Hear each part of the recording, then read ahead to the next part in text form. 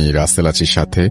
আর শুরু হয়ে গেল ভূত এফএম। আপনাদের সবাইকে স্বাগত জানাচ্ছি ভূত এফএম আজকে, এবং যারা যেখানে আছেন আশা করছি যে আজকে যে স্টোরিগুলো আছে আমাদের কাছে সেগুলো শুনে আনন্দ পাবেন, ভালো লাগবে এবং এনজয় করবেন অনেক বেশি। চলে যাই ডক্টর আলিফের কাছে আবারও। আসসালামু আলাইকুম লিসনার্স, আমি ডক্টর আলিফ। আশা করছি আপনারা সবাই ভালো আছেন, সুস্থ আছেন। যার ঘটনা এখন শেয়ার করব তিনি হচ্ছেন হাসিব মাহমুদ। তিনি আমাদেরকে ঘটনা পাঠিয়েছিলেন। তো ফারুক ভাই যেভাবে ঘটনাটি বলছেন সেভাবেই বলার চেষ্টা করেছেন তিনি। ওমর ফারুক ভাই, তার জন্মস্থান হচ্ছে নাঙ্গলকোট, কুমিল্লায়। চাকরি সূত্রে এখন তিনি কুমিল্লা সদরে আছেন, এবং যে ঘটনাটি তিনি শেয়ার করবেন এটা তার নিজ এলাকার অনেক পুরাতন একটি ঘটনাটা তার নানু এবং দাদির মুখ থেকে শোনা। তার বাড়ি এবং তার নানুর বাড়ি, মানে তার দাদার বাড়ি এবং নানার বাড়ি একই গ্রামে হওয়াতে দুইজনে ঘটনাটি সম্পর্কে অবগত। তো ঘটনাটি 1972 সালের আগের পুরনো একটা দিঘিকে নিয়ে। এই সময় পুরো গ্রামে একটা দিঘি ছিল। এলাকার সবাই সেই দিঘি নানাভাবে ব্যবহার করত। দিঘির চারপারে ছিল হচ্ছে জাম গাছ এবং ছোট আকারের জাম গাছ। দিঘির চারপাশ এতই ঘন জঙ্গল ছিল যে কয়েক হাত জঙ্গলের ভেতরে গেলেই আর কাউকে দেখা যায় না। লোক মুখে শোনা যায় এই দিঘিটি জিন জাতিরা এক রাতেই খনন করেছিল। তো ঘটনা শুরু সিলেট থেকে আসা আলিমিয়ার পরিবার নিয়ে। আলিমিয়া এখানে এসে এই এলাকার একজন হিন্দু ধর্মাবলম্বীদের কারো কাছ থেকে অনেকগুলো জমি কিনে নেন। তাদের পরিবারের ছিল আলিমিয়া আর আলিমিয়ার স্ত্রী এবং তাদের 2 সন্তান। আর স্পেসিফিক্যালি বলে রাখি, আগেকার দিনের জমি জমার মধ্যে হচ্ছে হিন্দু ধর্মাবলম্বীর মধ্যে অনেকেই দেখা যায় জমিদার ছিল, তাদের কাছেই সেসব জমি ছিল। অনেক মুসলমান ঘরের লোকজনই তাদের কাছ থেকে জমি কিনে নিত। তো আলিমিয়া তার কেনা জমিগুলো থেকে একটা জমিতে নিজেদের জন্য বাড়ি তৈরি করার সিদ্ধান্ত নেয়। তো আলিমিয়া কবিরাজি এবং কিছু তদবির জানত, তাই তিনি বাড়ির কাজে হাত দেওয়ার আগেই নিকটবর্তী এক ইমামকে দিয়ে জমিগুলোর চারপাশ বন্ধ করে নেয়, বাড়ির কাজ শুরু করে। একটা জমিতে বাড়ি বানানোর সিদ্ধান্ত নিল, আর বাকিগুলো আবাদি জমি হিসেবে ব্যবহার করার সিদ্ধান্ত নিল। কিছুদিনের মধ্যে কাজ শেষ হয়ে গেল।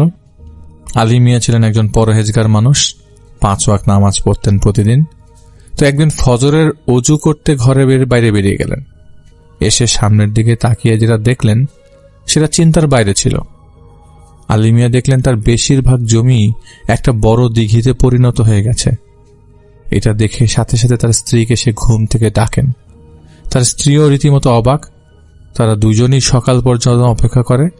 সকালে প্রতিবেশীদের ডাক দেন। তো তখনকার সময় অত ঘনবসতি ছিল না। তো আলিমার ডাক শুনে যত উপস্থিত চারিপাশের মানুষজন আসলো, দেখে সবাই বলা বলি করছিল যে জিনেরা নাকি এই কাজ করেছে। অনেকে জিনেরা দিঘি কাটে রাতারাতি, এমন উদাহরণও দিল, এবং অনেকে একদম প্রমাণ দিল। যাই হোক, দিঘি তো হয়ে গেল, কিছু তো আর করার নেই। আলিমিয়ার কি করবেন চিন্তা না করে দিঘির চারিপাশে গাছ লাগানোর সিদ্ধান্ত নেন।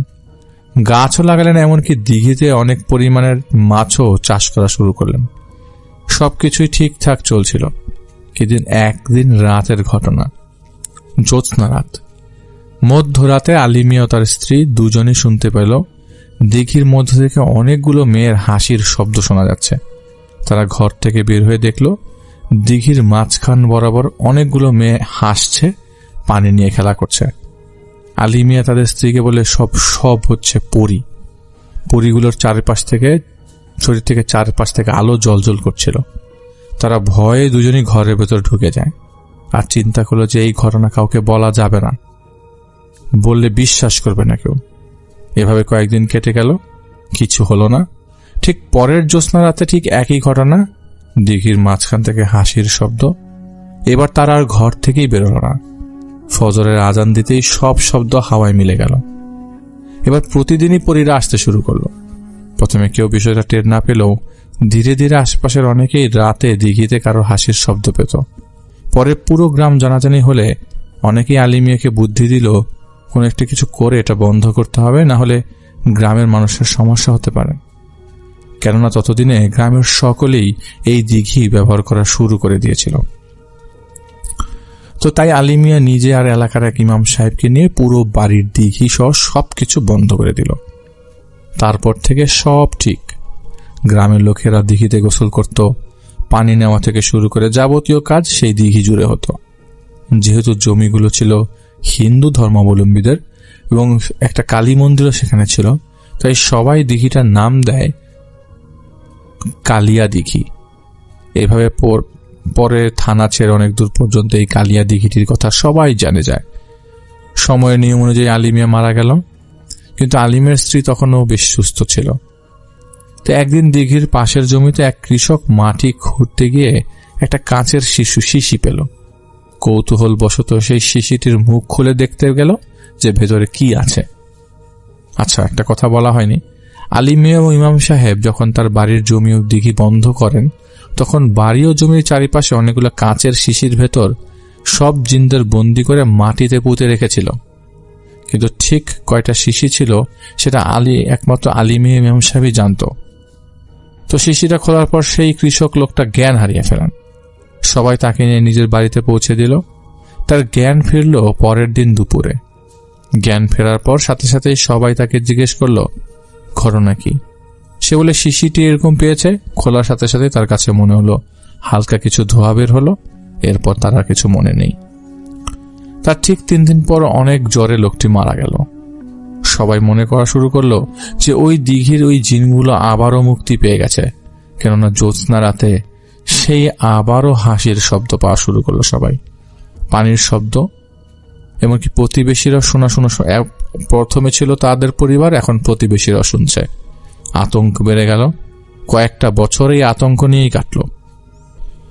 ফারুক সাহেবের নানুর চাচাতো ভাইয়ের নাম তরু। তো তরু মিয়া ছিলেন দিনে আনে দিন খায় এমন মানুষ। দিনে কাজে যেতে হয়, বিদায় রাতেই পরিবার জন্য খাবার পানি আনতে প্রতি রাতেই সেই কালিয়া দিঘিতে যেত পানি আনতে। তো সেই সময় টিউবওয়েল কিংবা খাবার পানি এত সহজে পাওয়া যেত না। কেউ বৃষ্টির পানি, কেউ পুকুরের পানি নিয়ে সংরক্ষণ করত খাওয়ার জন্য। তো তরু মিয়ার একটা নিজের ভার ছিল। ভার মানে কাঁধে একটা বাঁশ দিয়ে 2 মাথায় পানির 2টা ড্রাম বা পাত্র ছিল। এক জ্যোৎস্না রাতে চাঁদের আলোতে চারিদিকে অনেক পরিষ্কার দেখা যাচ্ছিল। তরু মিয়া ভাবল ভোর মনে হয় চলে এসছে, তাই ঘরের কাউকে না জানিয়ে সেই ভার নিয়ে চলে গেল কালিয়া দিঘিতে।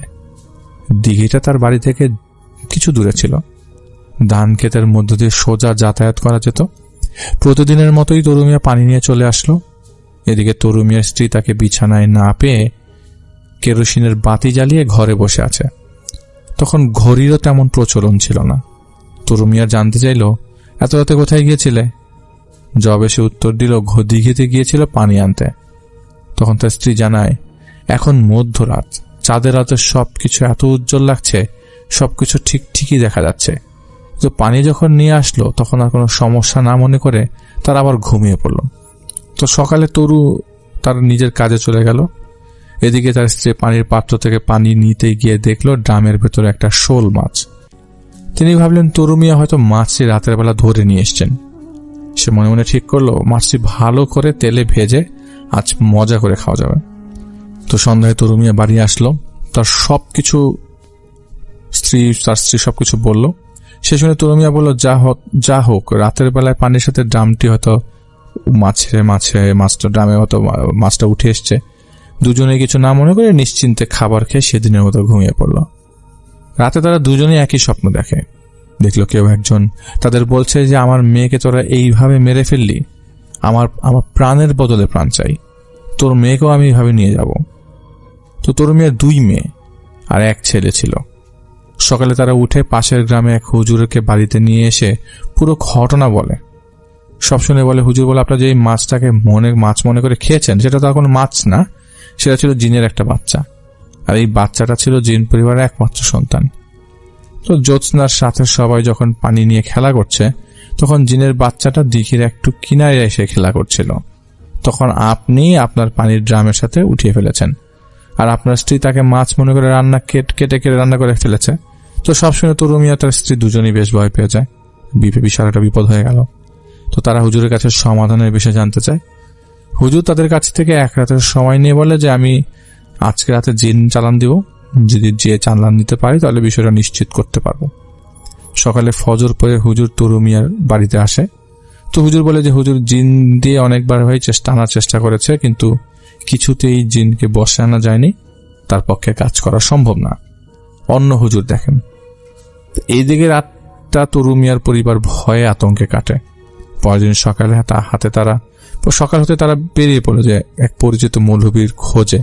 তো সেই মৌলবী সব শুনে বলল যে যা করেছেন তা কিন্তু মোটেও ভালো হয়নি। তাছাড়া শুধু ওই জিনরাই না, তাদের পুরো গোষ্ঠী আপনাদের উপর প্রতিশোধের জন্য এখন খুঁজছে আপনাদেরকে।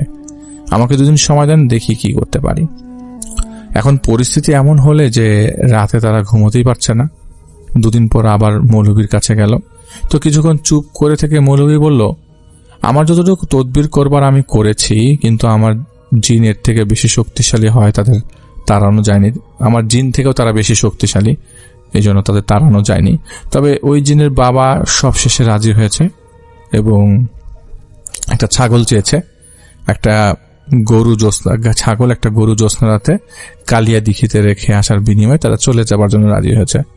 তো তরু মিয়ার মেয়েকে তারা ক্ষমা করে দেয় এবং বংশের কেউ কোনোদিন সন্তান জন্ম দিতে পারবে না এটাও বলে দেয়। এছাড়া আর কোনো উপায় নেই বলে মৌলভী সাহেব চুপ করে গেলেন।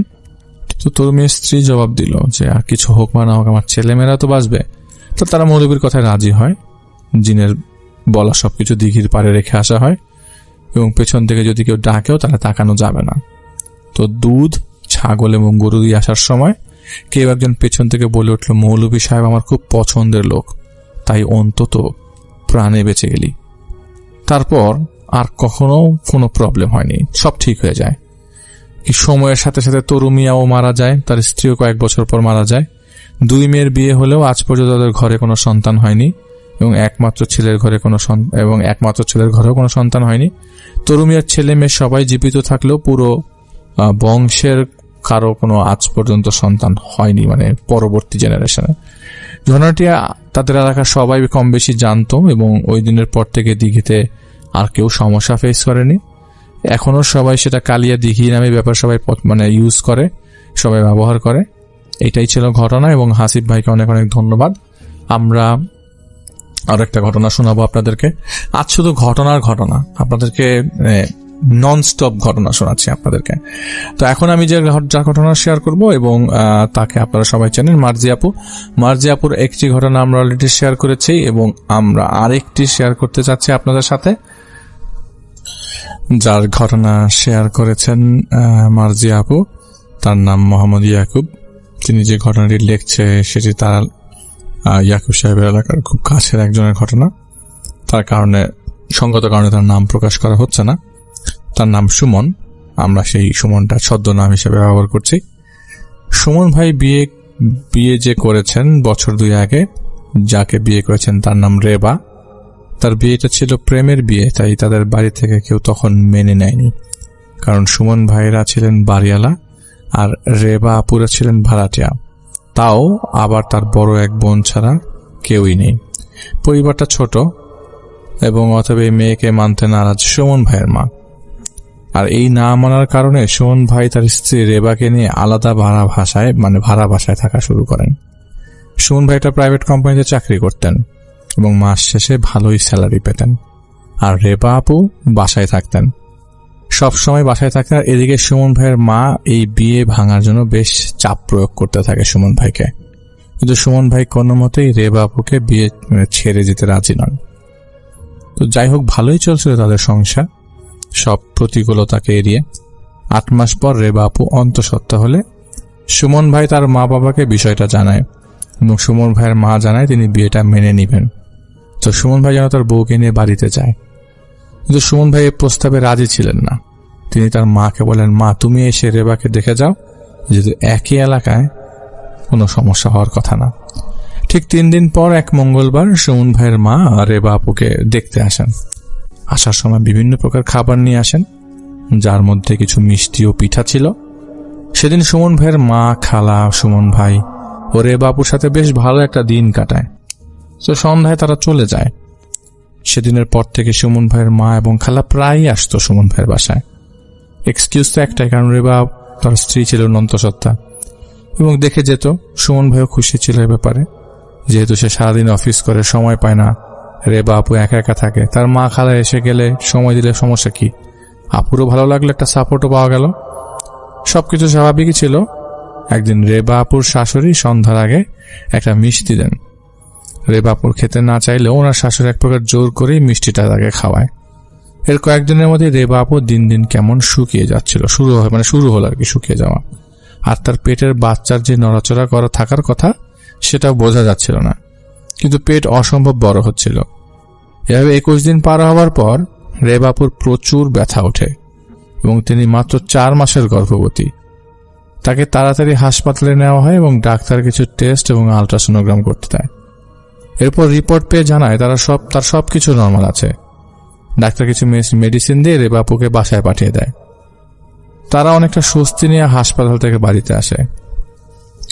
এভাবে বেশ কিছুদিন যায়। একদিন রেবা আপু ও সুমন ভাই রাতে ঘুমাচ্ছেন। হঠাৎ শেষ রাতে রেবা আপু সজোরে এক চিৎকার দেন। চিৎকারের শব্দে সুমন ভাই উঠে যান এবং তাকে শান্ত করেন, পানি খাওয়ান। তারপর রেবা আপুকে জিজ্ঞেস করেন কি হয়েছে। রেবা আপু জানায় তিনি স্বপ্নে দেখেছেন তিনি গর্ভবতী, তার পেটটা বিশাল আকৃতির হয়ে আছে। হঠাৎ বোরকা পরিহিত কেউ একজন তার ঘরে প্রবেশ করেছে। তার চেহারা দেখা যাচ্ছিল না এবং সেই মহিলা তাকে তার চুল ধরে টেনে হিচড়ে অন্ধকার একটা ঘরে নিয়ে যায় এবং তাকে মাটিতে শুইয়ে দেয়। কোথা থেকে যেন আরো 6 জন বোরকা পরিহিত লোক আসে এবং তাকে একে একে ঘরে প্রবেশ করে এবং তাদের মুখগুলো ছিল খোলা। তাদের মুখের এক পাশে একদম পোড়া ছিল, যেখান থেকে তখন পর্যন্ত ধোঁয়া উঠছিল। মনে হচ্ছিল এই মাত্র পুড়েছে মুখগুলা, যেখান থেকে ধোঁয়া উঠছিল। তো রেবা আপু উঠতে যাবেন, তখনই সেই মহিলাদের মধ্যে 4 জন তাকে মাটির সাথে চেপে ধরে এবং একজন মহিলা তার মাথার কাছে গিয়ে কিছু একটা আঁকতে শুরু করে। আর অপরজন কিছু বুঝে ওঠার আগেই তার তলপেটের নিচে হাত ঢুকিয়ে হাত ঢুকিয়ে দেয়। তো রেবা আপুর মনে হচ্ছিল তার নাড়ি ছিঁড়ে আসছিল পেট থেকে। কিন্তু মহিলাটা যখন হাত বের করলো, তখন তার হাতে ছিল একটা ছোট্ট একটা বাচ্চার ভ্রূণটা ছিল রক্তাক্ত আর তার মাথার অর্ধেক ছিল না। সেই ভ্রূণটাকে সেই মহিলার হাতে তুলে দিল, যে প্রথমে রেবা আপুর চুল ধরে টেনে নিয়ে এসেছিল। হাতে পাওয়ার পর সেই মহিলা ভ্রূণটাকে দেয়ালের সাথে একটা বড় পেরেক দিয়ে গেঁথে দিল আর উচ্চ স্বরে মন্ত্র পড়তে লাগলো। এদিকে রেবা আপু এসব দেখে ব্যথা আর ভয়ে চিৎকার করে ওঠে। সুমন ভাই সব শোনে, কিছুটা সান্ত্বনা দিয়ে ঘুম পাড়িয়ে দেয় আর ভাবতে লাগে হয়তো বাচ্চা পেটে আসায় শরীরটা যেমন খারাপ থাকে, মানসিক কন্ডিশনটাও খারাপ থাকে। সেই ট্রমা থেকে হয়তো তার স্ত্রী সব দেখছে। কিন্তু পরের দিন রাতেই একই স্বপ্ন দেখে রেবা আপু এবং কন্টিনিউয়াসলি দেখতে লাগলেন। এর পাশাপাশি সন্ধ্যা হলে রেবা আপু ভয় পেতে শুরু করলেন।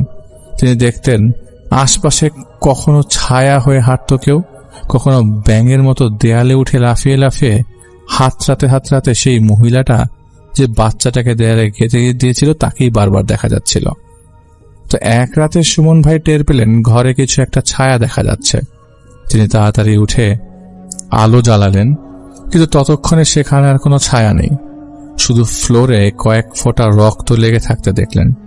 তিনি বেশ অবাক হয়ে যান, এই জন্য যে রক্তগুলো একদম তাজা ছিল। তিনি যখন রক্তের ফোঁটাগুলো স্পর্শ করে দেখেন, সেগুলো তখনও পর্যন্ত গরম ছিল। এই সময় এত রাতে ঘরে রক্ত কোথা থেকে আসবে? এরকম তো কোনো চান্সই নেই। তো এইসব দেখে সুমন ভাই সকালে তার মাকে এসব ঘটনা জানায়, কিন্তু সব জানানোর পরও তিনি কোনো রেসপন্স করেন না। এমনকি হুট করে তাদের বাসায় আসাও বন্ধ করে দিয়েছেন কোনো কারণ ছাড়া। এদিকে রেবা আপু মানসিক ও শারীরিকভাবে দুদিক থেকেই বেশ খারাপ হতে শুরু করে। দিন দিন উপায় না পেয়ে সুমন ভাই মানসিক ডাক্তার দেখাতে শুরু করেন, কিন্তু তাতে কোনো লাভ হচ্ছিল না। রেবা আপুকে সময় দিতে গিয়ে সুমন ভাই প্রায়ই অফিস মিস করতেন। একসময় তার চাকরিটাও চলে যায়। সুমন ভাই তখন কি করবেন আসলে কোনো দিক বিদিক বুঝে উঠতে পারছিলেন না। নিরুপায় হয়ে একদিন এই যিনি ঘটনা পাঠিয়েছেন তাদের বাসায় আসেন সুমন ভাই এবং কিছু টাকা ধার চাইতে আসেন। তখন তার ফুপু সুমন ভাইকে জিজ্ঞেস করলেন, সবাইকে ভালো ভাইকে জানতেন, যে ভালো করে চিনতেন। তো টাকা চাওয়ার এক পর্যায়ে ফুপু সুমন ভাইকে জিজ্ঞেস করলেন কি সমস্যা। তখন সব বললেন। পাশে দাঁড়িয়ে থাকা তাদের এক বড় আপু সব শুনছিল।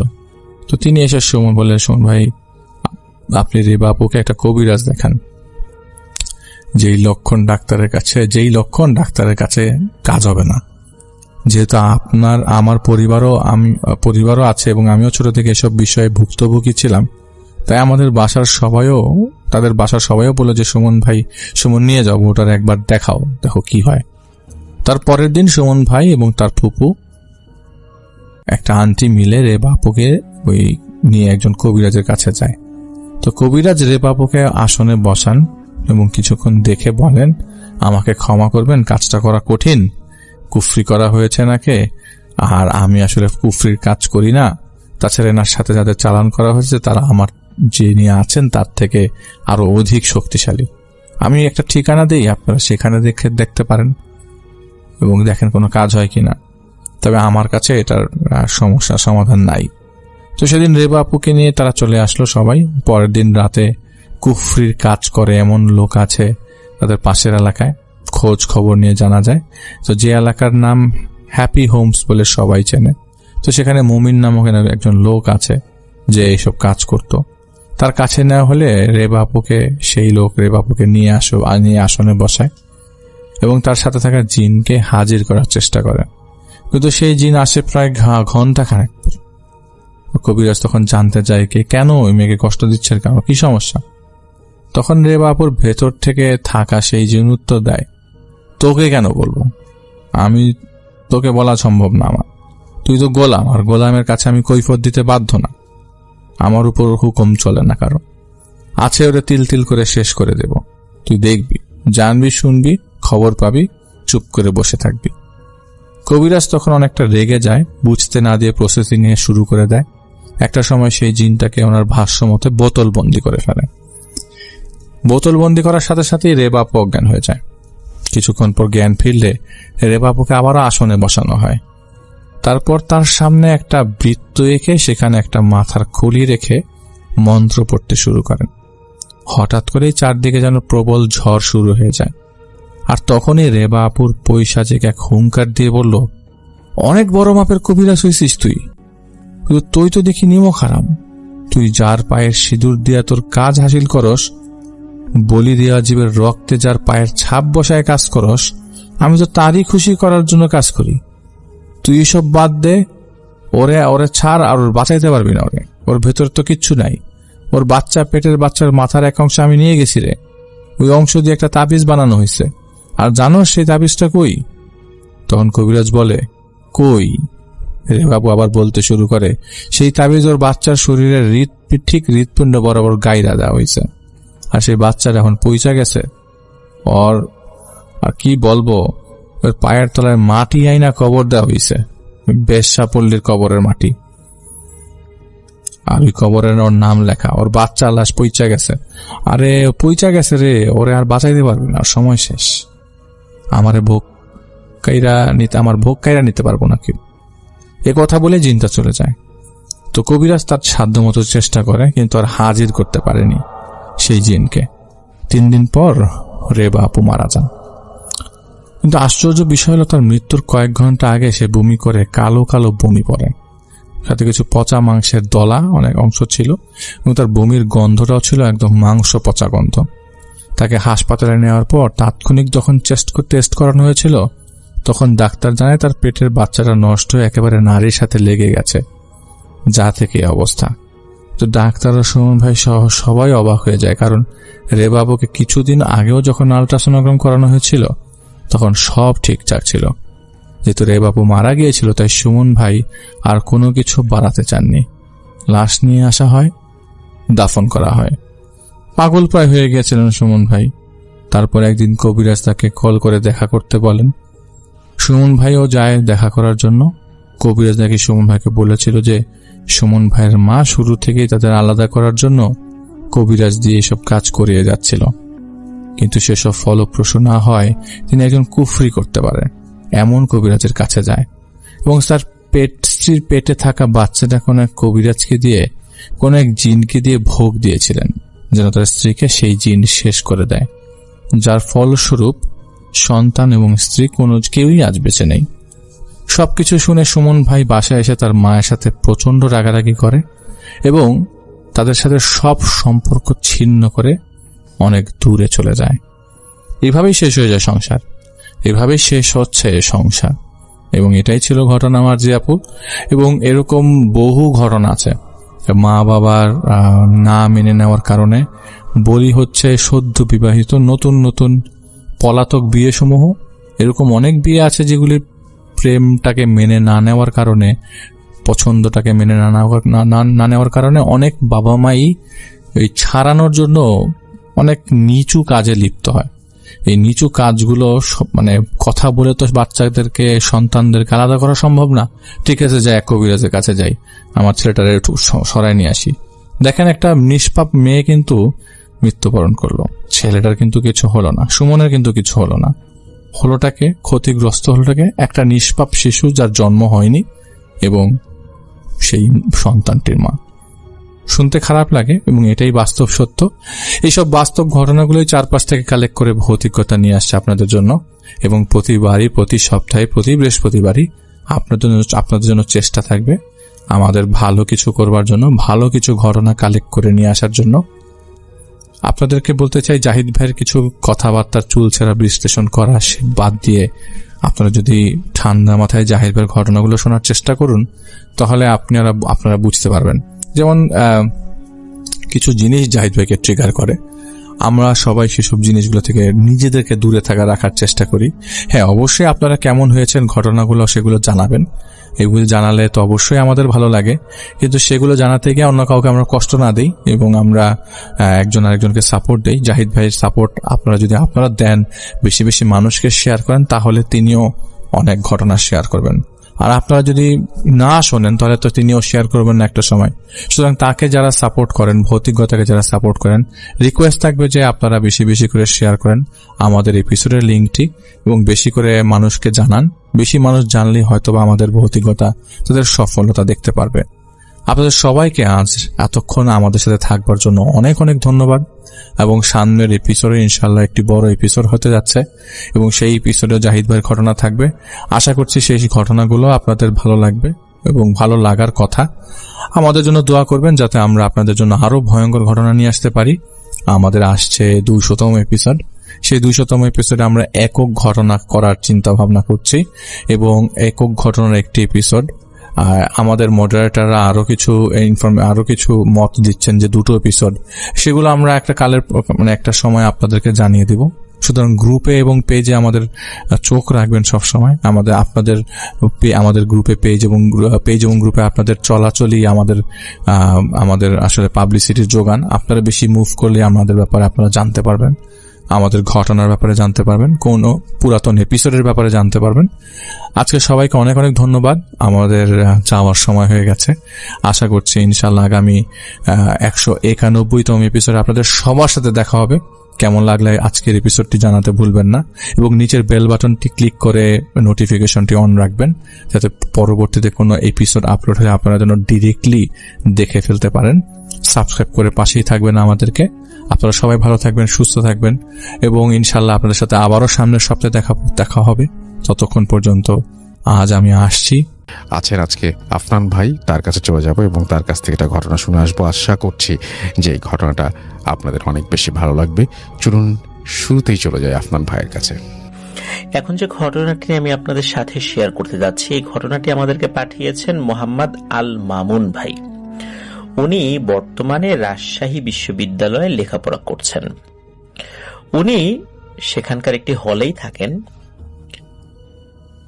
20/10/2023 মানে 2023 সালের অক্টোবর মাসের 20 তারিখে রাত 9টার দিকে বাসা থেকে ওনার আম্মু ফোন করে বলে যে তোর দাদা অনেক অসুস্থ, যত তাড়াতাড়ি সম্ভব বাসায় চলে আয়, তোকে দেখতে চেয়েছে। তো ওনাদের বাসা কিন্তু রাজশাহী শহর থেকে 50 কিলোমিটার দূরে নওগাঁ জেলার মান্দা থানার একটি গ্রামে। তো যোগাযোগ ব্যবস্থা অনেক ভালো হওয়ার কারণে রাতে আসা যাওয়া করতে কোনো সমস্যা হয় না। তো যখনই বলেছেন তখনই সবকিছু গুছিয়ে বাড়ির উদ্দেশ্যে বেরিয়ে পড়েছেন। তো উনি বাড়িতে এসে দেখেন দাদাকে নিয়ে সবাই বসে আছে। তো দাদা ওনাকে দেখে চোখের পানি ছেড়ে দিয়ে বলছে, আমাকে ওরা বাঁচতে দেবে না, বাড়ি ঘরে আগুন লাগিয়ে দেবে, তোরা এখানে থাকিস না, দূরে কোথাও চলে যা। এটা বলেই ওনার দাদা অজ্ঞান হয়ে যান। তো এবার আসি ঘটনাতে। ছোটবেলা থেকেই ওনারা দেখে আসছেন ওনার দাদা অনেক বড় একজন কবিরাজ ছিলেন। ওনার দাদা জিন ছাড়ানোর কাজ করতেন মাঝে মাঝে। এমনকি এই মোহাম্মদ আল মামুন ভাই উনিও যেতেন ওনার দাদার সাথে রুকিয়া করা দেখতে। ভূত প্রেত জিন এগুলো নিয়ে ওনার কৌতূহল ছিল ছোটবেলা থেকেই। ওনার দাদা কখনোই কাউকে চিকিৎসা করিয়ে একটি পয়সাও তার কাজের জন্য পারিশ্রমিক হিসাবে নেননি। ওনার দাদার সাথে এখনো একটি মেয়ে জিন রয়েছে যার নাম হচ্ছে শাহজাদি। ঘটনাটা মূলত শুরু হয় রহিম নামের এক জেলের সাথে। প্রতিদিনের মতো সব জেলেদের সাথে রাত্রে নদীতে মাছ ধরতে যায় এই রহিম। বাকি সব জেলেদের জালে ভালোই মাছ পাচ্ছিল, কিন্তু এই রহিমের জালে কোনো মাছই উঠছিল না। রহিমের তো মনটা খারাপ হয়ে যায়। বলে রাখা ভালো, রহিম যেখানে মাছ ধরছিল তার একটু দূরে একটা শ্মশান ঘাট ছিল। ওখানে পানির গভীরতা অনেক বেশি, ফলে এখানে মাছ পাওয়ার সম্ভাবনা অনেক বেশি, কিন্তু কেউ ওইদিকে মাছ ধরতে যায় না। এখন রহিমের যেহেতু মাছ পড়ছিল না জালে, এক পর্যায়ে সে ভাবে শ্মশান ঘাটের ওই দিকেই যাই, একা একা জাল ফেলবো, যদি ওখানে কিছু পাই। এভাবে আর কতক্ষণ মাছ ছাড়া শুধু কাজ করেই যাব, জাল ফেলবো, জাল তুলবো, পরিবার পরিজনের মুখে তো আহার তুলে দিতে হবে। নেহায়েত পেটের তাগিদেই বাকি জেলেদেরকে কোনো ধরনের কোনো তথ্য না জানিয়ে রহিম ওই শ্মশানের ওই দিকটাতে জাল ফেলতে চলে যায়। জাল ফেলার কিছুক্ষণ পর তার জালে বড় একটা বোয়াল মাছ ধরাও পড়ে। সেই মাছটা খুলে আবার সে জাল ফেলে নৌকায় বসেছিল। হঠাৎ করে লক্ষ্য করে বানরের মতো একটা অবয়ব নৌকার এক পাশে বসে ওই মাছটি কচকচ করে চিবিয়ে খাচ্ছে। এটা দেখে রহিম তো অনেক রেগে যায়। কারণ হচ্ছে এত কষ্ট করে এই ভয়ানক একটি জায়গায় এসে একটা মাছ পেল, সেটা আবার একটা বানর খেয়ে ফেলছে। আর ওই দিকটাতে কিন্তু বানরের উপদ্রব ছিল, এটা সত্য, মাঝে মাঝে বানর দেখা যায়। তো সে এটাকে কিন্তু ভিন্ন কিছু প্রথম দিকে ভাবেনি। তার হাতে ছিল নৌকার বৈঠা, ওইটা দিয়েই ওই বানরের মতো ওই অভাবটাকে সে মারতে শুরু করলো। এক পর্যায়ে বানরের মতো ওই অভাবটি পানিতে লাফ দিয়ে কিছুটা সাঁতার কেটে পানির মধ্যেই মিলিয়ে যায়। ঘটনাটা এখানে শেষ হলে পারত, কিন্তু না, ঘটনাটি অন্যদিকে মোড় নেয়। এই রহিম সেদিন স্বপ্নে দেখে একটা বানরের মতো অবয়ব তাকে স্বপ্নে এসে বলছে, তুই আমার এলাকায় এসে মাছ ধরলি, এখানে এসে কেউ মাছ ধরে না, আর এখানে মাছ কেউ ধরেও সেই মাছ নিয়ে যেতে পারে না, আর তুই আমাকে আঘাত করলি, আমি তো তোকে এভাবে ছেড়ে দিতে পারি না রে। তুই জানিস না এই শ্মশানের আশেপাশে যদি কেউ আসে আমরা সেই মাছ রেখে দেই। তো এই স্বপ্ন দেখার পর রহিমের ঘুম ভেঙে যায়। তারপর থেকে শুরু হয় এই রহিমের সাথে সমস্যা। সে পাগলের মতো আচরণ করে। সকালবেলা অবশ্য সেই স্বপ্নের কথা বলেছিল সকলকে। তো এরপর থেকে তার আচরণের মধ্যে অস্বাভাবিকতা লক্ষ্য করা যায়। সে কাঁচা হাঁস মুরগি ধরে চিবিয়ে খাওয়া শুরু করে, বাড়ির সবার সাথে খারাপ আচরণ শুরু করে। আর থেকে থেকে নাকি 2-3 জন্য 2 দিন 3 দিন 5 দিন এরকম সে উধাও হয়ে যায়, কোথাও তাকে খুঁজে পাওয়া যায় না। হঠাৎ করে ওই শ্মশানের ওই দিকটাতে বা শ্মশানে তাকে খুঁজে পাওয়া যায়। সে কিভাবে গেল কেউ বলতে পারে না, রহিমও বলতে পারে না। তো এই ধরনের সমস্যা যখন রহিমের চলছিল, এই অবস্থায় এই মামুন ভাইয়ের দাদার কাছে রহিমকে নিয়ে আসা হয়। তো মামুন ভাইয়ের দাদা তার জিনের মাধ্যমে সবকিছু জানতে পারে যে সে মাছ খেকো পিশাচের পাল্লায় পড়েছে। তো দাদার জিন আরো বলে এই পিশাচ অনেক শক্তিধর এবং এরা একজন না, অনেকে আছে। একজনকে কিছু করলে অনেকে এসে সেটার প্রতিশোধ নেবে। এরা দলবদ্ধভাবে থাকে। এদের শক্তির সাথে পেরে ওঠা খুবই কঠিন ব্যাপার।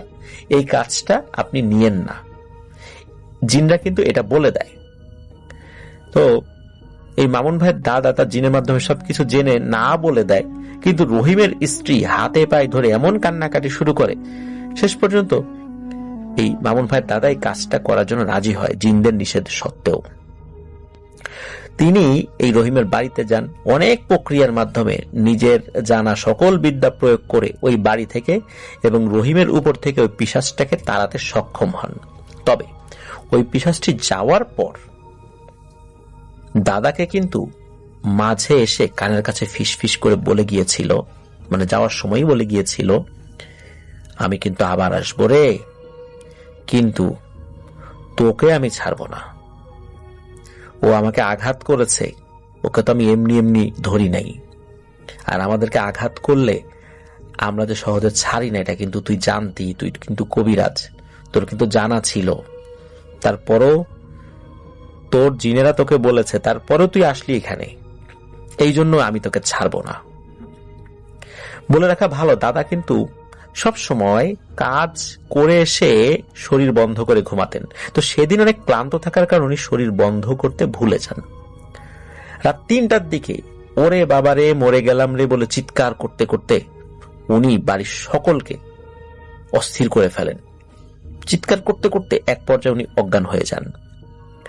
পরের দিন দাদি স্বপ্নের মাধ্যমে একটি বিষয় জানতে পারেন। মূলত ওই রাত্রে উনি হালকা ঘুমিয়ে গিয়েছিলেন। ওনার স্বপ্নের মাধ্যমে দাদার সাথে থাকা যে জিন, যার নাম শাহজাদি, সে এসে দাদিকে বলে যান আপনার স্বামীকে বান মারা হয়েছে এবং এই বান মারার কাজটা কোনো মানুষ করেনি, এটি জিনেরা করেছে। রহিমের পেছনে যে পিশাচটা লেগেছিল এই পিশাচটাই এই কাজ করেছে। আমরা তো নিষেধ করেছিলাম আপনার স্বামীকে এই কাজটি না নিতে, তারপরেও তিনি ওখানে গিয়ে এই কাজটি করেছেন, কারণ আমরা এই পিশাচটিকে তাড়াতে সক্ষম নই। আমরা যতজন লোক তার থেকে আরো বেশি জন লোক ওই পিশাচটার সাথে রয়েছে, কারণ ওরা দলবদ্ধভাবে থাকে। কিন্তু আমরা জানতাম ওই পিশাচটা ক্ষতি করবে, কারণ ওরা কালো জাদু জানে, কালো জাদু করেই বানটা মেরেছে, যার কারণে আমরা তাদের সাথে পেরে উঠতে পারিনি। আমাদেরকে ক্ষমা করবেন, আপনার স্বামীকে আমরা রক্ষা করতে পারলাম না। এরপর থেকেই মামুন ভাইয়ের দাদা অনেক অসুস্থ হয়ে যান এবং মাথার বিভিন্ন ধরনের সমস্যা দেখা দেয়। অনেক ডাক্তার কবিরাজ এর মধ্যেই এই কয়েক মাসের মধ্যে ওনারা দেখেছেন, কিন্তু কোনো সমাধান হয়নি। সব কবিরাজি বলে তার সাথে অনেক খারাপ পিশাচ আছে, যার সাথে তাদের পেরে ওঠা সম্ভব নয়। অক্টোবর মাসের 25 তারিখে, মানে 2023 অক্টোবর মাসের 25 তারিখে চাঁপাইনবাবগঞ্জ থেকে একটা কবিরাজ এসেছিলেন। তো অনেকভাবে রুকিয়া করার চেষ্টা করেন, কিন্তু সবকিছুতেই নাকি ওই পিশাচরা বাধা দিচ্ছিল। বর্তমানে ওনাদের বাড়ির অবস্থা খুবই ভয়াবহ। রাত্রে কাউকে ঘুমাতে দেয় না, টিনের চালে ইট মারে, টিনের চালের উপর দৌড়াদৌড়ি করে, রুমের সবকিছু এলোমেলো করে রাখে। দাদা যেই ঘরে থাকে সেই ঘরে কাউকে ঘুমাতেই দেয় না। দাদাও কাউকে রাখতে চান না। উনি বলেন যে মরলে আমি একা মরবো, আমার জন্য কারো ক্ষতি হোক এটা আমি চাই না। বাড়ি ঘরে নাকি ওই পিশাচটা আগুন লাগিয়ে দিয়ে সবকিছু শেষ করে দেবে। আশেপাশে পিশাচের বিচরণও নাকি অনেক বেড়ে গেছে। তো এই মামুন ভাইয়ের বড় আব্বু এগুলো দেখে কষ্ট সহ্য করতে না পেরে সেদিন রাত্রে দাদার রুমে গিয়ে বলে যে কে আছিস, সাহস থাকলে আমার সঙ্গে লাগ, আমার বাবাকে ছেড়ে দে। তো ওনাকে কেউ পেছন থেকে লাথি মেরে ফেলে দেয় এবং তার হাত ভেঙে যায়। এই ভয়ানক ব্যাপারটি এখনো ওনার পরিবারের সাথে চলমান রয়েছে, কারণ সময়টা কিন্তু বেশি আগের না, মাসখানেক আগের ঘটনা। তো এই মামুন ভাই সকলের কাছে দোয়া চেয়েছেন আল্লাহ যেন ওনার দাদাকে সুস্থ করে দেন এবং এই সমস্যা থেকে ওনারা নিষ্কৃতি পান। প্রিয় লিসেনার্স, আমরা সকলে দোয়া করব তার দাদার জন্য এবং ওনাদের পরিবারের জন্য। চলমান এই ব্যাপারটি যেন দ্রুত নিষ্পত্তি হয়। আল্লাহ সুবহানাহু ওয়া তাআলা ওনাদেরকে এই সমস্যা থেকে হেফাজত করেন, রক্ষা করেন, আর কাউকে যেন মানুষকে উপকার করতে গিয়ে এই ধরনের সমস্যায় পড়তে না হয়। উপকার করা তো অবশ্যই ভালো একটি কাজ। উপকার করতে গিয়ে যদি মানুষ বিপদে পড়ে তাহলে আরো মন খারাপ হওয়াটাই স্বাভাবিক। আল্লাহ অবশ্যই এই ধরনের মানুষদের সাথে থাকবেন। বিপদ আপদ তো ভালো মানুষদের উপর আসবেই, তাই না? আল্লাহ হেফাজত করবেন। ধন্যবাদ মামুন ভাই, এই ঘটনাটি আমাদের সাথে শেয়ার করেছেন। আমরা অন্তরের অন্তঃস্থল থেকে দোয়া করি এই সমস্যা থেকে যেন আপনারা নিষ্কৃতি পান। প্রিয় শ্রোতাগণ, আপনাদের জন্য আরেকটি ঘটনা আমি নিয়ে আসলাম। তবে একটু ঘটনাটা বলে নিই। এই ঘটনাটা অ্যাকচুয়ালি এই ধরনের ঘটনা মেডিকেল কলেজে যারা পড়েন, বিশেষত আমাদের আমলে যাদের বয়স 50 পার হয়ে গেছে, তখন সবই সরকারি মেডিকেল কলেজ ছিল, প্রাইভেট মেডিকেল কলেজ ছিল না। তো এগুলো অনেক পুরনো আমলের মেডিকেল কলেজ বা ভবন, যেগুলো একসময় মেডিকেল স্কুল ছিল, পরে মেডিকেল কলেজ হয়েছে। তো তাদের সবাইকে কিছু না কিছু মানে আনন্যাচারাল অভিজ্ঞতা, আনন্যাচারাল বলবো বা অস্বাভাবিক অভিজ্ঞতার সম্মুখীন হতে হয়েছে বলে আমি বিশ্বাস করি। তবে সেগুলোকে এইগুলো আমরা গুরুত্ব দিতাম না, কারণ এটা আমাদের জন্য ওই যে বললাম না যে গা শোয়া হয়ে যায়। যেমন মনে করেন একটা কোলাহল যুক্ত শহরে, ঢাকা শহরে যে থাকবে, তার কাছে রাস্তাঘাটের শব্দটা নর্মাল হয়ে যাবে। যাই হোক, এখানে মূল প্রসঙ্গে আসি। এটা একটা মেডিকেল কলেজের ঘটনা। ঘটনাটা হলো এরকম যে এটা আমার শোনা ঘটনা।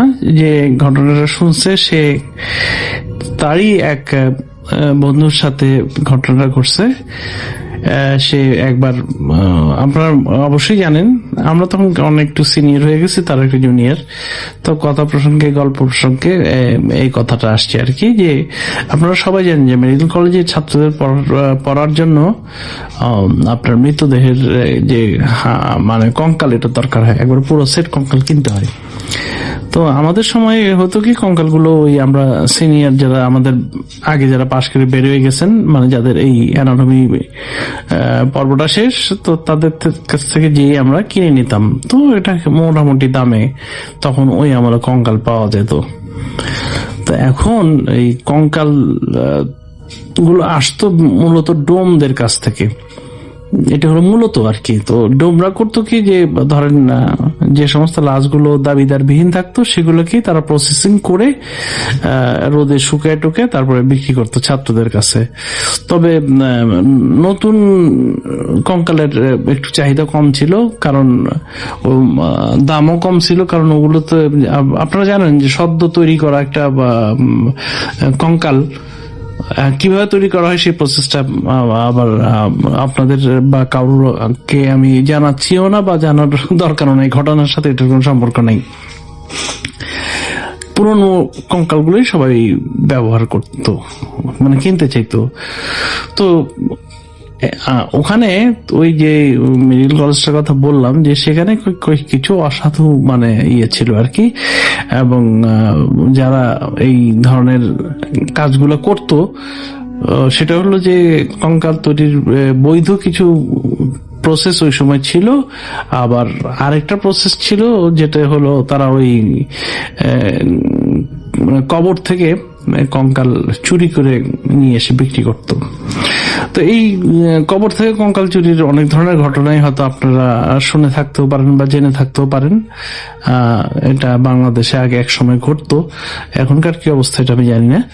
তো এরকম একজন কঙ্কাল মানে যারা ব্যবসায়ী বলবো আমি, যারা সরবরাহ করে ডোম শ্রেণীর লোক মানুষ আর কি, তারাই মূলত এটা, আমি কাউকে ছোট করতে চাচ্ছি না, তাদের থেকে অ্যাকচুয়ালি এটা ইয়ে করা হয়, মানে কালেকশন করা হতো। যে আমলের কথা আমি যখন ছাত্র ছিলাম, এখনকার পরিস্থিতি কি হয়েছে বলতে পারলাম না।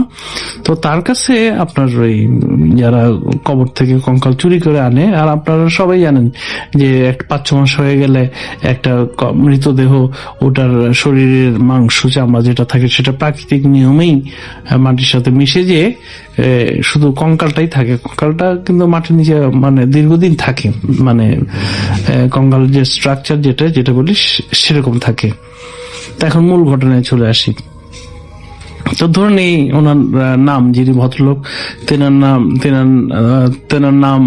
ওনার নাম বা যেটাই বলেন, ধরুন কবির মিয়া। তো কবির মিয়া ছাত্রদের কাছে কঙ্কাল বিক্রি করতো। তো তো কঙ্কাল অনেক সময় ঠিক মনে করেন যে একটা মেডিকেল কলেজে 100 ছাত্রছাত্রী আসলো, 100টা কঙ্কাল হঠাৎ করে পাওয়া it is not so much easy ওই সময়।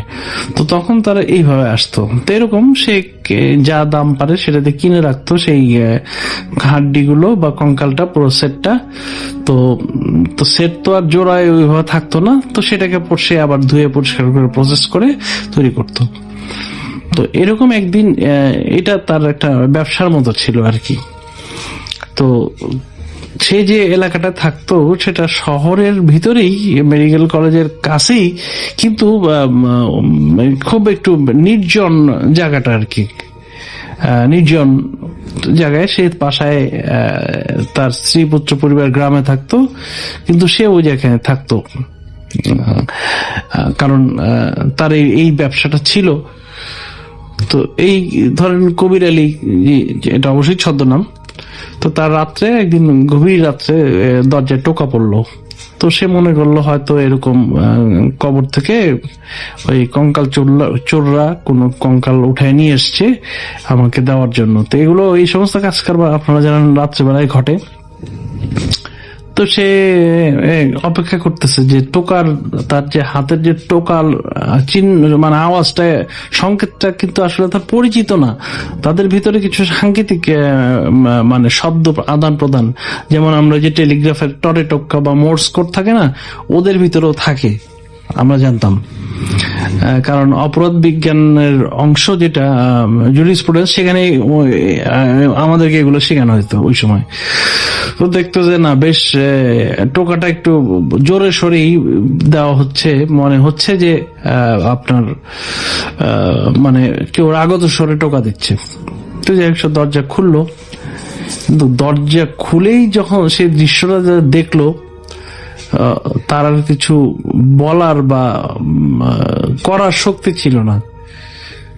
সে ওই অবস্থায়, দারুণ অবস্থায় সে পিছন দিকে পড়ে গেল, পড়ে অজ্ঞান হয়ে গেল।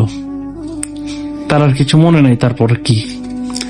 তো পরের দিন সে তার কার্য সময় বা অফিস সময় বা তার কাজে তো যাওয়ার দরকার, সে যাচ্ছে না। এদিকে তার সহকর্মীরা ভাবতে পারে যে কিরে অমুক তো আসতেছে না, এই কবির আলী। তখন বললো যে ভাই কবির আলী আসতেছে না, হয়তো অসুখ টসুখ হতে পারে। তো পরের দিন অফিস টাইম হয়ে গেছে, মানে অফিস টাইম বলতে কাজের সময় হয়ে গেছে, কিন্তু সেই কবির আলী, আমি ছদ্মনাম হিসেবে ইউজ করতেছি, সে অফিসে যাচ্ছে না। তো তার সহকর্মী অন্যান্য ডোম যারা আছে তাদেরও তো কাজ আছে, এদিকে হাসপাতালে ডোমদের কিন্তু বিভিন্ন ধরনের কাজ থাকে, এবং দেখতেছে কি অমুক লোক আসতেছে না, কবির আলী। তো বললো যে দেখো, হয়তো বৃষ্টির দিন, বর্ষাকাল, রাত্রে হয়তো বৃষ্টি হয়েছে, সে ঘুম থেকে উঠে নেই, অথবা হয়তো সে আলস্য করে আসতেছে না, আসবে আর কিছু সময় যাক না।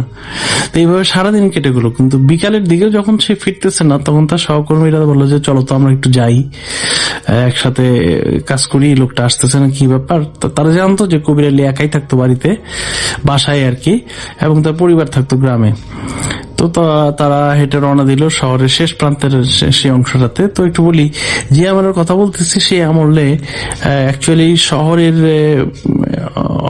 একটা অংশ, একটা না মানে সাইড অংশগুলো, যে দূরবর্তী অংশগুলোতে এরকম কিছু বাড়ি থাকতো, যে বাড়িগুলো অনেকটা পরিত্যক্তই বলা যায়, কারণ তাদের মালিকরা হয়তো কেউ বিদেশে থাকে, চলে গেছে, অথবা কেউ আরো ভালো টাকা পয়সা অর্জন করে শহরের মাঝখানে বা বর্ধিষ্ণু এলাকায় বাড়ি ভাড়া নিছেন বা বাড়ি করছেন।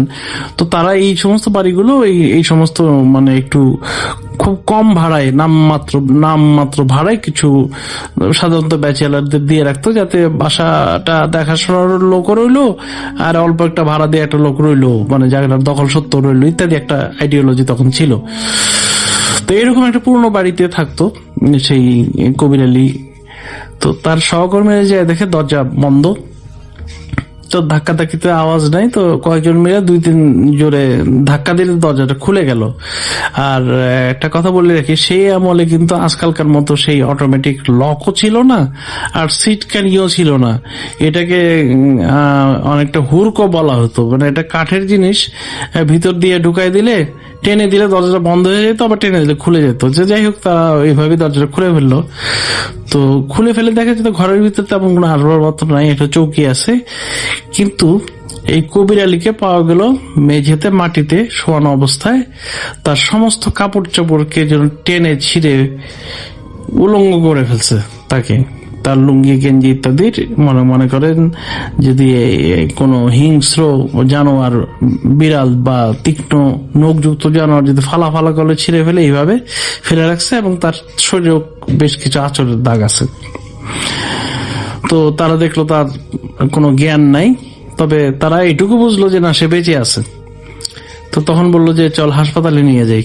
তো ওদের ভিতরে একজন বয়স্ক লোক ছিল, সে বলল যে ডোম ছিল আর কি, বলে যে হাসপাতালে পরে নিয়ে যায়, এটা তো মনে হয় মানে এটাতে অন্য রকম কাহিনী আছে, চল আমাদের ধর্মগুরুকে নিয়ে আসি। তো আমি ছদ্মনাম ইউজ করলাম, কিন্তু ওই সম্প্রদায়ের লোকদের আসলে অ্যাকচুয়ালি তাদের সম্প্রদায়টাকে আমি নির্দিষ্ট করতেছি না, তাদের ধর্মগুরু থাকে আর কি। তো সেই ধর্মগুরুর কাছে তো নিয়ে যাওয়া সম্ভব নাকি। তো তারা গেল, ধর্মগুরুর কাছেই একটা এলাকায় থাকতো। তো বললো যে না, ওর কাছে আমি যাবো না। কেন? বললো লোকটা ভালো না। তো ভালো না, সে কি বলে যে না, যাব না। তারপরেও তারা অনেক অনুরোধ করলো, যেহেতু তাদের ধর্মগুরু বলে ঠিক আছে চল যাই। তো যাওয়ার পরে তখন সেই লোকটা ওখানে গেল, যে তার মন্ত্রপুত কিছু পানি লোকটার গায়ে ছিটাই দিল। ছিটিয়ে দেওয়ার পরে সবাই দেখলো তার গায়ে হাত দিয়ে তার গায়ে প্রচন্ড জ্বর, এবং মনে হচ্ছে তার সমস্ত শরীরেই কোনো বিড়াল জাতীয় কিছু হয়তো লম্বা কোনো নখ দিয়ে লম্বা লম্বা ভাবে চিরে দেওয়ার চেষ্টা করছে। তো তখন সেই ধর্মগুরু তাকে কিছু পানি টানি ছিটা দিল আরো, এবং দিয়ে তার নিয়ম মতো কিছু ওখানে ইয়ে করলো আর কি। করে একজন জিনিসকে ওই জায়গায় উনি ডাকার চেষ্টা করতেছিল। তো তখনও কিন্তু সন্ধ্যা হয় না, সন্ধ্যার বাকি আছে।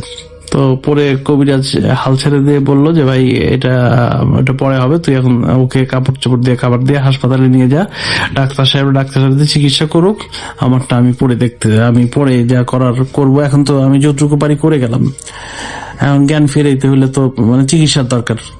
তো তখন তারা তাকে কাপড় টাপড় পরে হাসপাতালে ইমার্জেন্সি রুমে নিয়ে তারা তার চিকিৎসা করে তাকে হাসপাতালে ভর্তি করে দিতে হলো। কারণ তখনও সে অনেকটা, আমরা যাকে অজ্ঞান বলি, কমাতে ছিল। তো তারপরে চিকিৎসার পরে তার জ্বর কমলো, এবং তাকে স্যালাইন বা ইত্যাদি বা যা যা দেওয়া দরকার দেওয়ার পরে, যেহেতু হাসপাতালের ডোম এবং ওখানকার দেখা গেল যে যারা ডাক্তার তারা সবাই একসময় তার কাছেই মৃতদেহের এই ময়নাতদন্তের ক্লাসগুলোতে এগুলো দেখছে, শিখছে, তার প্রতি সবারই একটা সহানুভূতি ছিল। তো যাই হোক, ইত্যাদির পরে তাকে হাসপাতাল থেকে ছেড়ে দেওয়া হলো, তাকে বাসায়, আর ওই বাসায় আনা হলো না, অন্য ডোমরা তাকে একটা বাসায় নিয়ে গেল যেখানে তারা থাকে কাছাকাছি।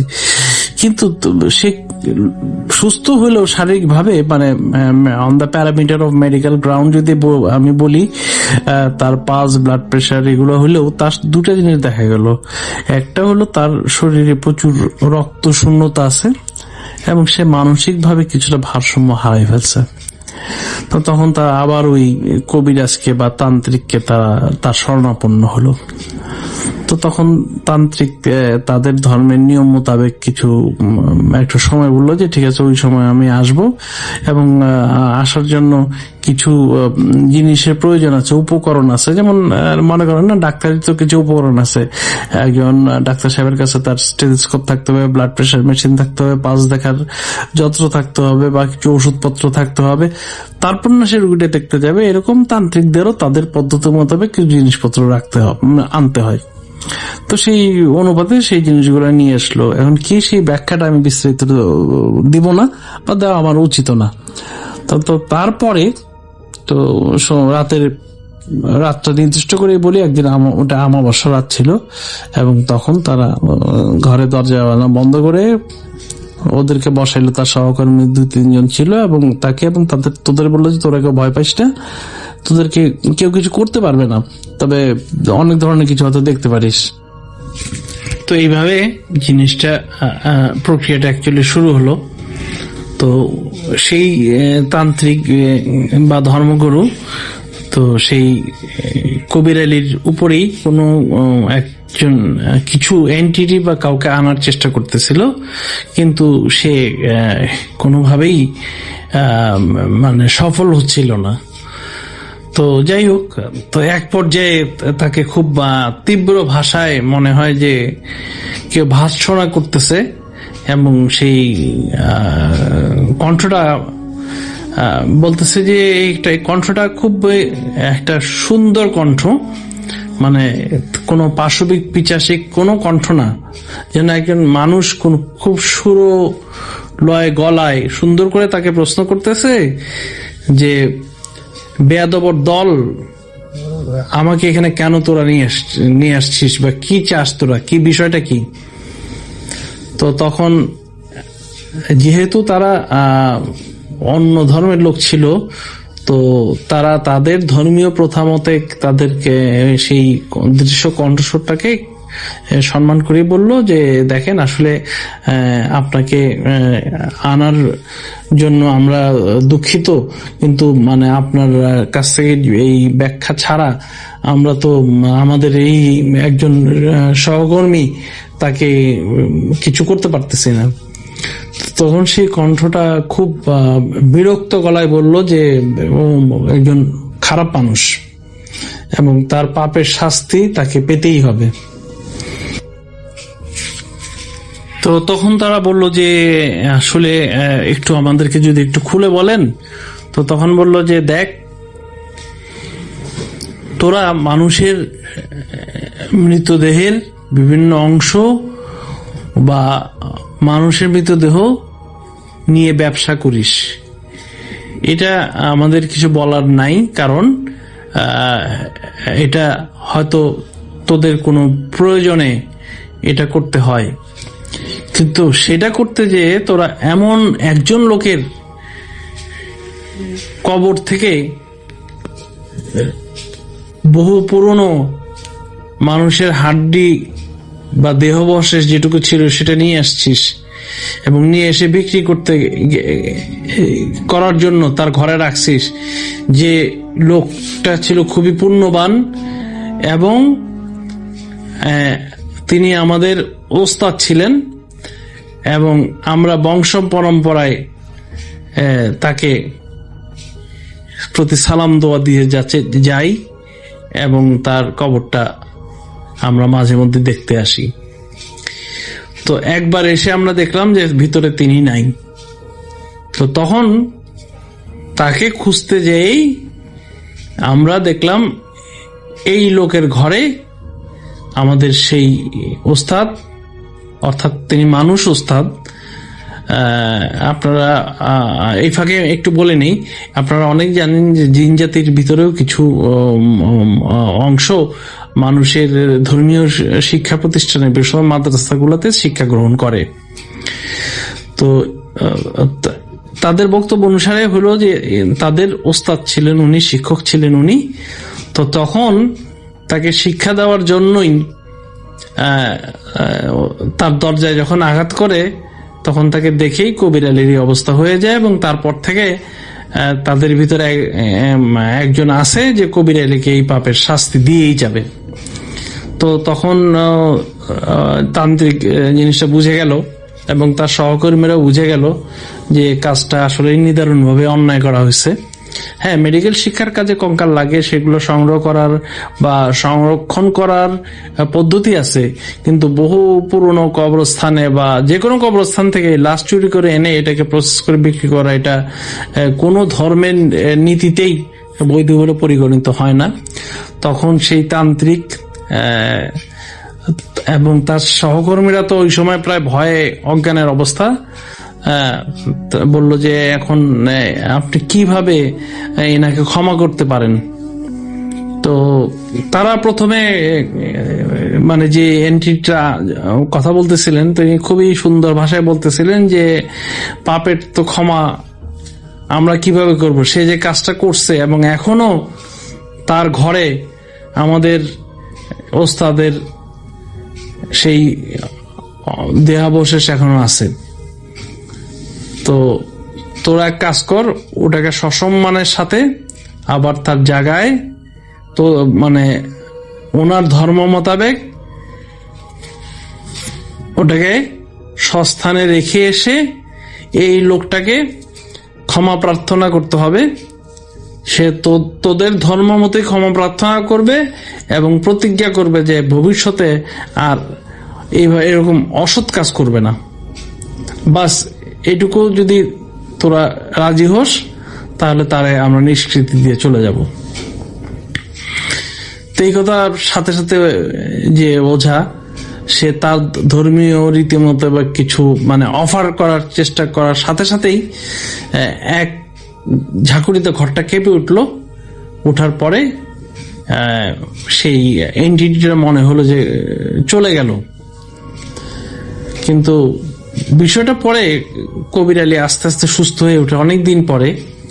তো সে যেটা বললো, সে যখন দরজা খুলছিল তো দরজা খুলে দেখে যে একজন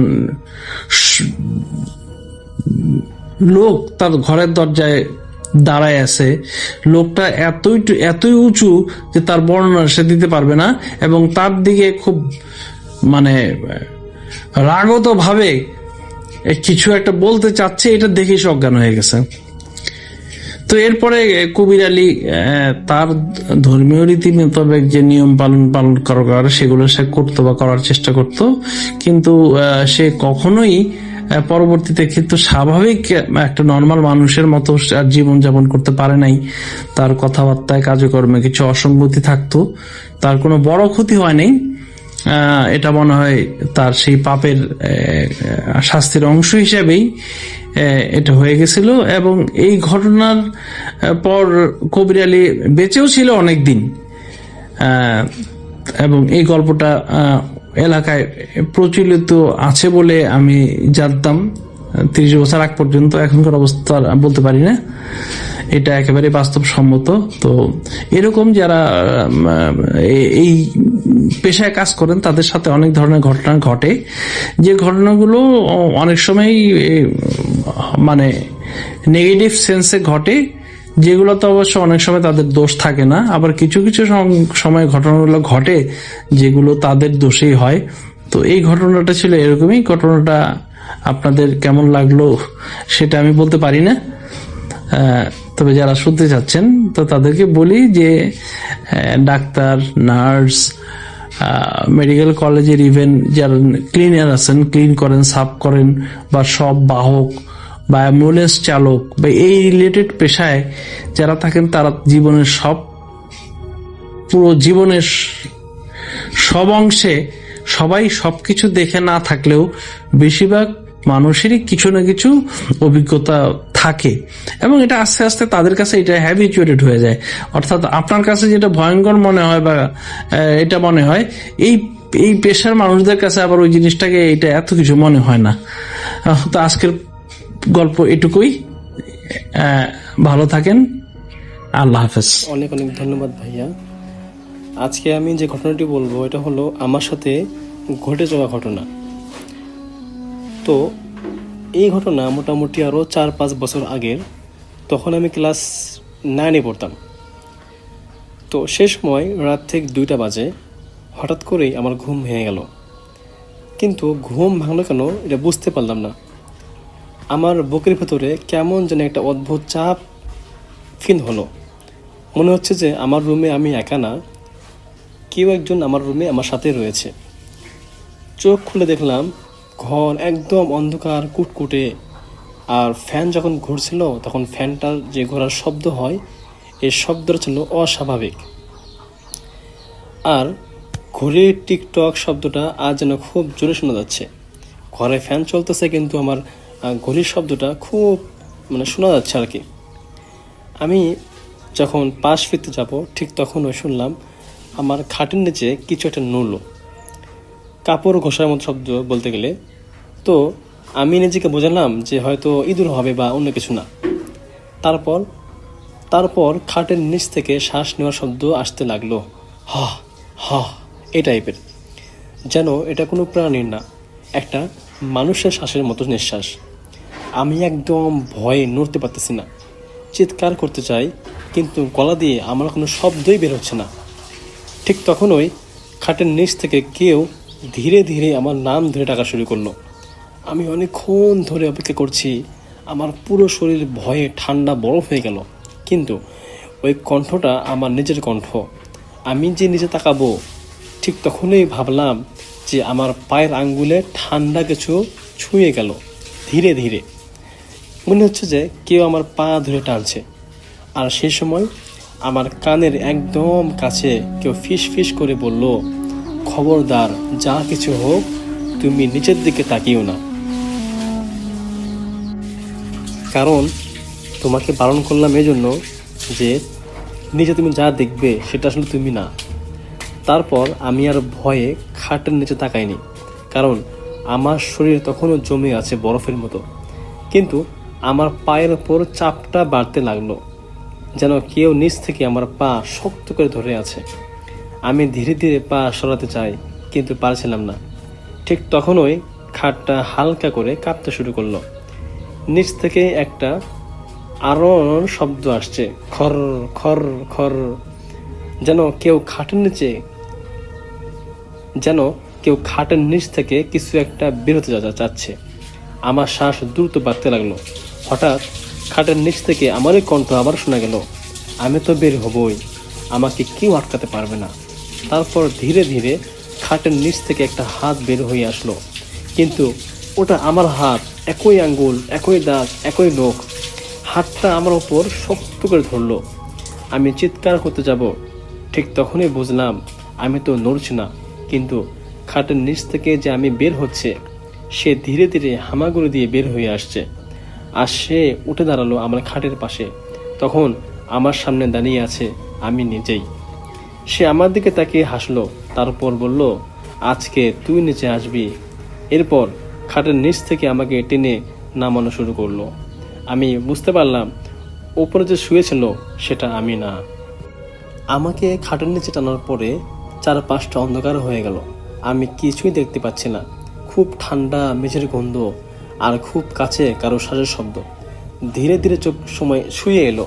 দেখলাম আমি খাটের নিচে শুয়ে আছি, আর ওপরে খাটের উপরে কেউ শুয়ে আছে।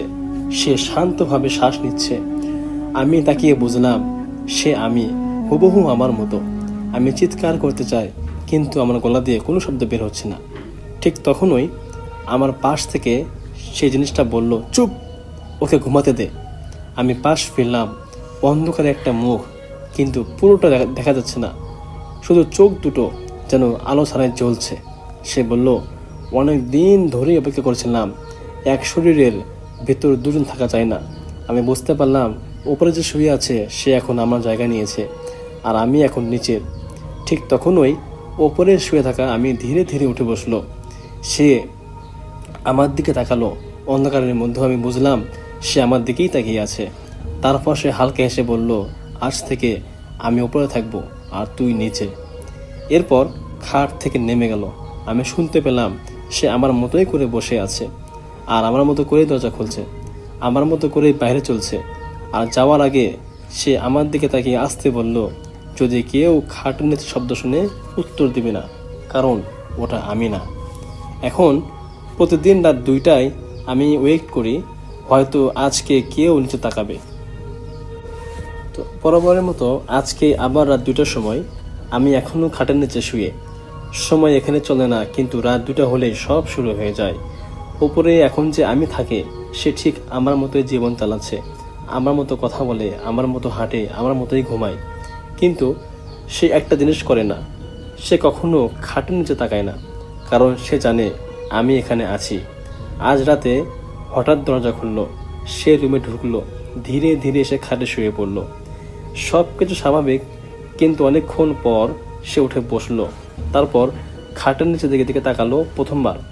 আমার বুক ধক করে উঠলো, আমাদের চোখে পড়লো। সে নিচু হয়ে ফিসফিস করে বলল, তুই এখনো বেঁচে আছিস? আমি কিছু বুঝতে পারলাম না।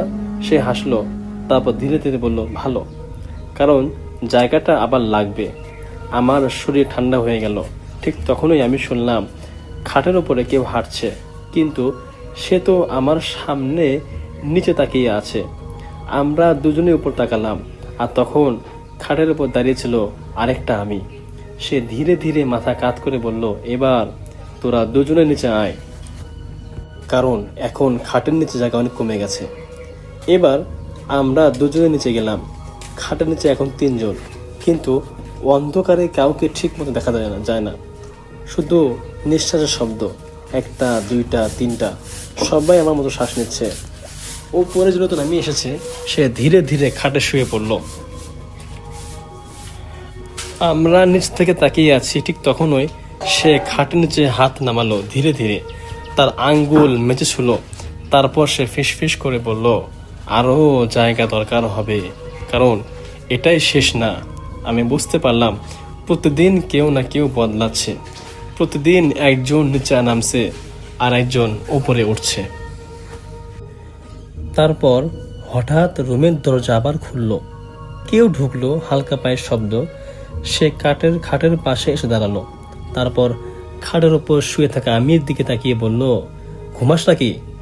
কণ্ঠটা শুনে আমার বুক কেঁপে উঠল, কারণ ওটা আমার বন্ধুর কণ্ঠ। উপরে থাকা আমি উত্তর দিল, না, জেগে আছি। বন্ধু বলল, আজ রাতে আমি এখানেই থাকব। আমার পুরো শরীর ঠান্ডা হয়ে গেল, কারণ আমি জানি আজ রাতে খাটের নিচে আরেকটা জায়গা খালি করতে হবে। তারপরে আমার বন্ধু খাটের ওপর বসে পড়ল, আর খাটের ওপর থাকা আমিটা হাসছিল। সব কিছু স্বাভাবিক লাগছিল, কিন্তু আমি নিচে থেকেই বুঝতে পারছিলাম কিছু একটা ঠিক না, কারণ ওপরে যে আমি শুয়ে আছে সে ধীরে ধীরে খাটের নিচে হাত নামাচ্ছে, যেভাবে আগের বার করেছিল। বন্ধু বলল, তোর রুমে অদ্ভুত গন্ধ লাগছে রে, মনে হচ্ছে কেউ আছে। উপরে থাকা আমি শান্ত গলায় বলল, না, কেউ নেই তো। ঠিক তখনই লাইটটা হালকা টিম টিম করলো। বন্ধু নিচের দিকে তাকাতে গেল, আমার বুক ধক ধক করতে লাগলো। আমি চাইলাম সে যেন নিচের দিকে না তাকায়, কিন্তু সে নিচু হয়ে খাটের নিচে তাকালো। আমাদের চোখে চোখ পড়লো, সে জমে গেল, আর তার ঠোঁট কাঁপছিল, কারণ সে দেখলো 1টা না 2টা না 3টা আমি অন্ধকারে শুয়ে আছি। তারপর তার পেছন থেকে কেউ খুব আস্তে করে বলল, নিচে তাকাস না। বন্ধু ধীরে ধীরে পিছনে তাকালো, আর তখন তার পিছনে দাঁড়িয়েছিল আরেকটা আমি। সে বন্ধুর কাঁধে হাত রাখলো, হালকা হেসে বলল, এবার তুই উপরে থাক। লাইট নিভে গেল, চিৎকার শোনা গেল, তারপর শান্ত হয়ে গেল পুরো পরিবেশটা। এখন খাটের ওপরে বন্ধুটা ঘুমাচ্ছে, আর আমরা 4 জন নিচে। আগামী রাতের জন্য আরেকজন দরকার। তো আজকের রাতটা ছিল পুরোটাই ভিন্ন রকম। খাটের নিচে আমরা 4 জন চুপচাপ ছিলাম, ওপরে আমার বন্ধুটা ঘুমাচ্ছিল। সব কিছু থেমে আছে মনে হচ্ছিল। হঠাৎ দরজায় ধীরে ধীরে নক পড়লো, টক টক টক টক। উপরে শুয়ে থাকা বন্ধুটা বসলো। সে বলল, এ রাতে কে?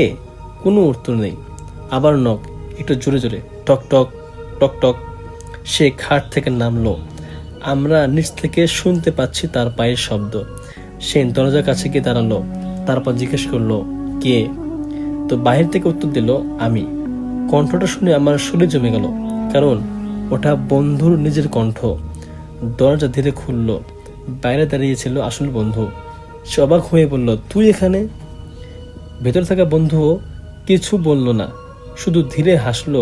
তারপর আমরা নিচ থেকে দেখলাম ওদের দুজনের ছায়া মেঝেতে পড়ছে, কিন্তু ছায়া 3টা। ধীরে ধীরে 3য় ছায়াটা আলাদা হয়ে উঠল।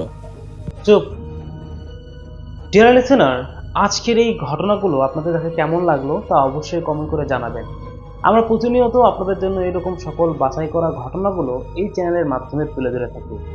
যারা যারা এরকম ভূত এফএম শুনতে ভালোবাসেন বা খোঁজেন আপনারা এরকম ভূত এফএম, আমি বলবো আপনারা নির্দ্বিধায় এই চ্যানেলটিকে সাবস্ক্রাইব করুন